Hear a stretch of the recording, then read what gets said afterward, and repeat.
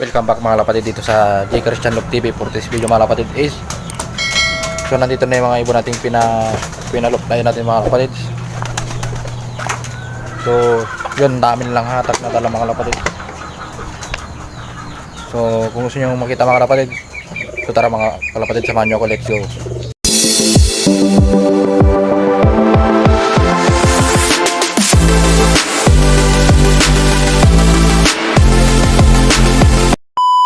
So ayan nga mga lapatid, so pati mga breeder pinakawalan na natin para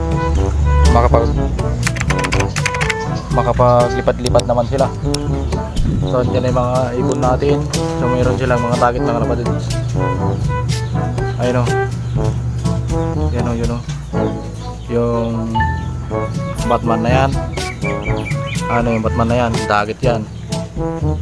Ito yung blue bar, ay dirty blue bar, dagit.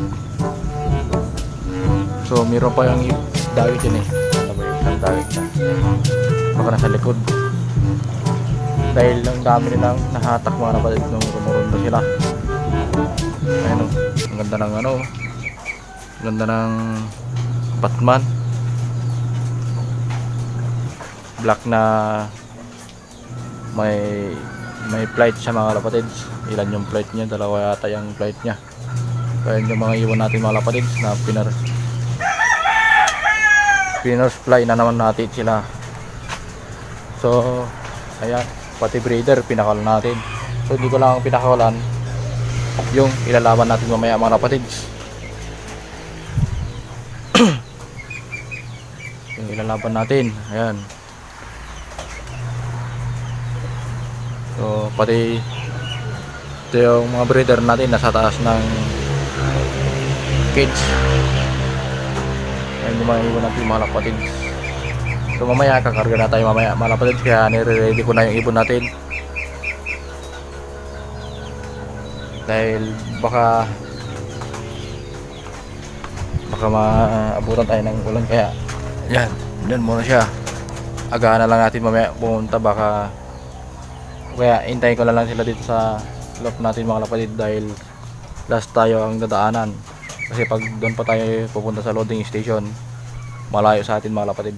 Kaya sabihin ko na lang siguro na dito na lang tayo magloading sa loft area natin mga lapatid. Total dito naman sila dadaan mamaya yung mga pick up boys ng club. Ayan. So nire-ready ko na rin yung mga SDR natin, dahil papalapit na yung kanilang first training sa club mga lapatids. Next month baka sila ayan, pumitik yung dagit. Pati ibon natin nasama. Yan, patay, ibang sila lahat. Walang natira, iisa.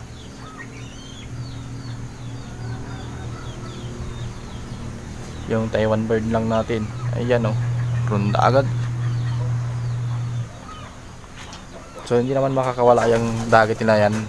Ayan, dahil mga bantayers mga yan eh, always silang naka low fly.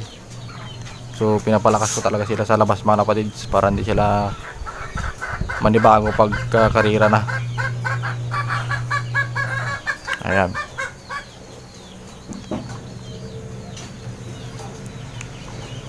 Nay. So sama na yata yung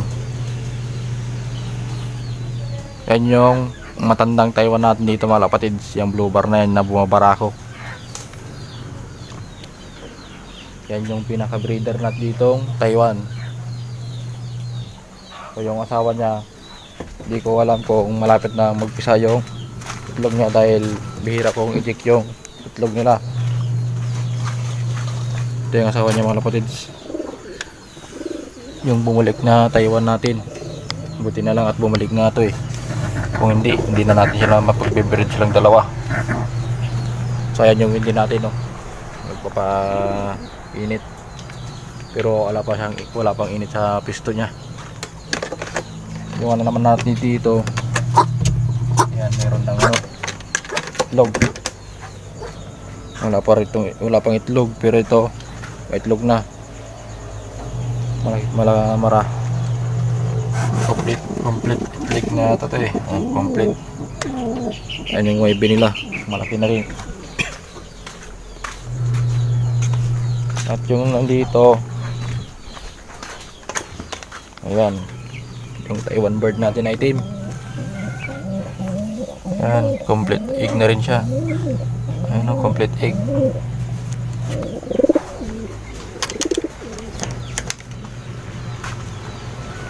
Sila mga kapatids, yung mga ibon natin, rumurunda. Ayan, kunti na lang sila, baka bumaklas na yung mga target nila. Ayun o, konti na lang sila o. Siguro wala na yung mga target nila dyan mga kapatid. Bumaklas na siguro.